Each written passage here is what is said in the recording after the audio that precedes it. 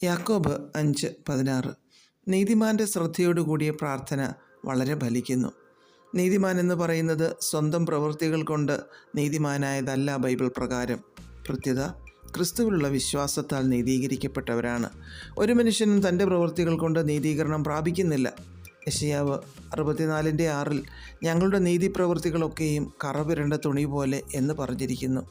എന്നാൽ യേശു ക്രിസ്തുവിലുള്ള വിശ്വാസത്താൽ നമ്മൾ നീതീകരിക്കപ്പെട്ടവർ ആയിത്തീരുന്നു. ക്രിസ്തുവിലുള്ള വിശ്വാസം മുഖാന്തരം നീതീകരിക്കപ്പെട്ടവരുടെ ശ്രദ്ധയോടുകൂടിയ പ്രാർത്ഥനയ്ക്ക് വളരെ ഫലമുണ്ടെന്നിവിടെ പറഞ്ഞിരിക്കുന്നു.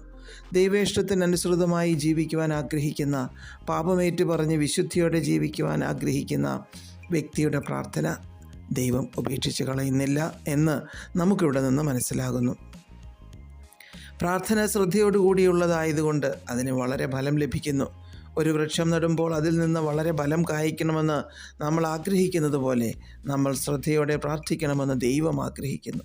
സാധാരണ പ്രാർത്ഥനയല്ല, ഹൃദയത്തിൻ്റെ ആഴത്തിൽ നിന്നുള്ള പ്രാർത്ഥന. വിശ്വാസത്തോടു കൂടിയ സ്ഥിരതയുള്ള പ്രാർത്ഥനയാണിത്. ഏലിയ പ്രവാചകൻ നമ്മെപ്പോലെ ബലഹീനതകളുള്ള മനുഷ്യനായിരുന്നിട്ടും തീഷ്ണതയോടെ, ഏകാഗ്രതയോടെ, വിശ്വാസത്തോടെ പ്രാർത്ഥിച്ചപ്പോൾ മഴ പെയ്യാതിരിക്കുകയും പിന്നീട് മഴ പെയ്യുകയും ചെയ്തു എന്ന് വചനത്തിൽ നിന്ന് നാം വായിക്കുന്നു.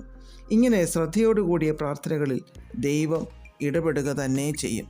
ജീവിതത്തിലെ പ്രതിസന്ധികളെ മാറ്റിമറിക്കുവാൻ ഇങ്ങനെയുള്ള പ്രാർത്ഥനകൾക്ക് കഴിയും. നമുക്കിങ്ങനെ ശ്രദ്ധയോടുകൂടി പ്രാർത്ഥിക്കുന്നവരായി മാറാം. നമുക്ക് വേണ്ടി മാത്രമല്ല, മറ്റുള്ളവർക്ക് വേണ്ടിയും ഇപ്രകാരം പ്രാർത്ഥിക്കുവാൻ നമുക്കിടയാകട്ടെ. ഒരു ചടങ്ങായി പ്രാർത്ഥിക്കുന്നവരാകാതെ ദൈവഹൃദയത്തെ സ്പർശിക്കുന്നവരായി, ചലിപ്പിക്കുന്നവരായി മാറാം നമുക്ക്. ഉൽപ്പത്തി 20:17 അബ്രഹാം പ്രാർത്ഥിച്ചപ്പോൾ ഒരു കുടുംബത്തിൻ്റെ ശാപം മാറുവാൻ ഇടയായി എന്ന് നമുക്ക് മനസ്സിലാകുന്നു. അവിടെ സൗഖ്യം നടക്കുകയും സ്ത്രീകൾ പ്രസവിക്കുകയും ചെയ്തു എന്നെഴുതിയിരിക്കുന്നു.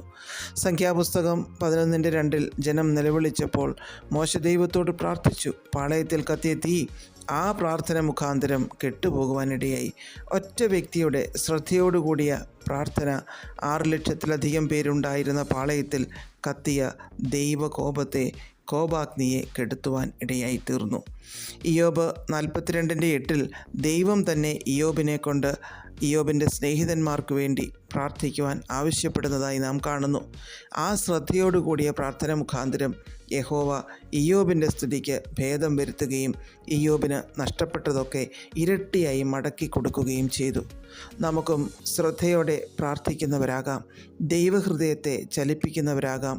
വളരെ ഫലം കൊയ്യുന്ന ശ്രദ്ധയോടുകൂടിയ പ്രാർത്ഥന നമ്മിൽ നിന്ന് ഉയരുവാനായി ദൈവകൃപയ്ക്കായി നമുക്ക് ഏൽപ്പിച്ചു കൊടുക്കാം. പ്രാർത്ഥിക്കാം.